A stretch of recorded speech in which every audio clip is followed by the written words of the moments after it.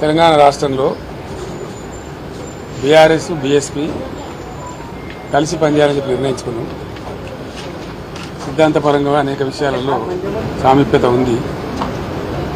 అమలు చేసినటువంటి దళిత బంధు కానీ, దళిత సంక్షేమాన్ని తీసుకున్నటువంటిది కానీ, రెసిడెన్షియల్ పాఠశాలలు కానీ, ఇంకా చాలా విషయాలలో బలహీనల గురించి, వీకర్ సెక్షన్ గురించి పనిచేసిన చరిత్ర ఉంది. కాబట్టి దాన్ని అనుసరించుకొని ఒక ప్రతిపాదన వస్తే ఇద్దరం కలిసి చర్చించడం నేను ప్రవీణ్ గారు వారి హైకమాండ్ కూడా మాట్లాడింది. అక్కడి నుంచి వారి అనుమతి తీసుకొని మేము చర్చలు చేసిన తర్వాత కలిసి పని చేయాలని చెప్పి స్థూలంగా ఒక నిర్ణయానికి వచ్చినాం. పని చేస్తాం కూడా. మిగతా విషయాలు మీకు కావాల్సిన లెక్కలన్నీ రేపు నుండి చెప్తాం.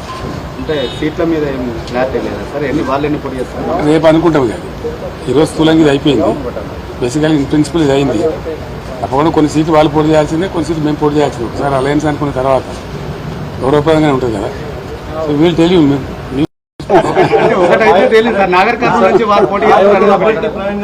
పెద్దపల్లి నుంచి చేద్దా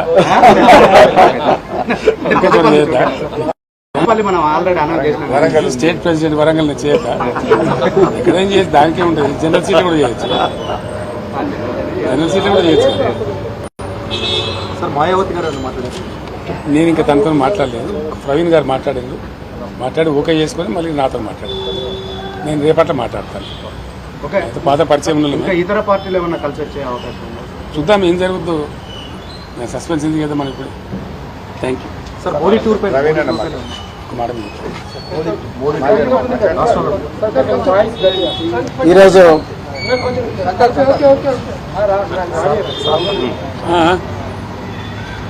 ఈరోజు తెలంగాణ మాజీ ముఖ్యమంత్రి శ్రీ పెద్దలు గౌరవనీయులు శ్రీ కేసీఆర్ గారిని కలిసినందుకు చాలా ఆనందంగా ఉంది. మరి ఈ తెలంగాణనే కాదు యావత్ భారతదేశం కూడా ఈరోజు లౌకికత్వం అంటే సెక్యులరిజం, లౌకికత్వం ప్రమాదంలో ఉన్నది. మరి భారతీయ జనతా పార్టీ చాలా పెద్ద ఎత్తున కుట్రలు చేస్తూ ఉన్నది దేశాన్ని చిన్నాభిన్నం చేయడం కోసం. మరి పూర్తిగా రాజ్యాంగాన్ని రద్దు చేయాలనే కుట్ర చేస్తూ ఉన్నారు. సో ఆ పరిస్థితుల్లో మరి సెక్యులర్ పార్టీ అయినా, మరి సెక్యులర్ భావాలు కలిగి సెక్యులరిజాన్ని నిరంతరం కాపాడిన మరి భారతీయ రాష్ట్ర సమితి వారు మరి నేను బైంజీ మాయావతి గారి ఆశీస్సులతోని మరి వారిని కూడా కలవడం జరిగింది. సో ఈ తెలంగాణలో ఈ రాజ్యాంగానికి ప్రమాదం ఏదైతుందో, లౌకికత్వానికి ఏదైతే ప్రమాదం ఉందో, ఈ బీజేపీ నుంచి తర్వాత మరి ఈ మధ్యనే కాంగ్రెస్ కూడా మరి బీజేపీ లాగానే మారుతూ ఉన్నది. ఈ రెండు పార్టీల నుంచి ముప్పు నుండి మరి తెలంగాణను కాపాడడం కోసం మరి మేము అంటే బహుజన్ సమాజ్ పార్టీ మరి భారతీయ రాష్ట్ర సమితితో కలిపి మరి పార్లమెంట్ ఎలక్షన్లలో కలిసి పనిచేయాలని ఇప్పుడే మరి పెద్దలు గౌరవనీయులు కేసీఆర్ గారి దగ్గర మరి మాట్లాడడం జరిగింది.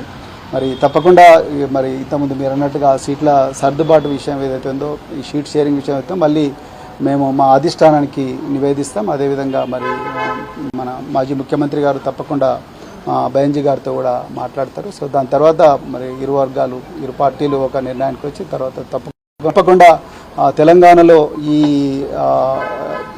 స్నేహం అనేది తప్పకుండా తెలంగాణ ప్రజల జీవితాలను మారుస్తుంది. తెలంగాణ ప్రజల విలువలను ఏదైతే గంగా జమున తహజీబ్ అని అంటున్నామో ఆ విలువలను, ఆ సంస్కృతిని తప్పకుండా కాపాడుతుంది. బహుజన వర్గాలందరి జీవితాలు బాగుపడతాయి. ఇలా నిరుద్యోగులు సంతోషంగా లేరు.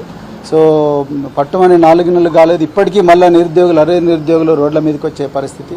అదేవిధంగా పెద్ద ఎత్తున ఈ లౌకికత్వానికి తూట్లు పొడిచే సంస్కృతి అనేది మరి తెలంగాణలో వస్తూ ఉన్నది. అందుకొరకే ఈ స్నేహం అనేది, ఈ ఐకమత్యం అనేది రాబోయే రోజుల్లో తెలంగాణ సమాజాన్ని చాలా గొప్పగా మార్చబోతున్నది.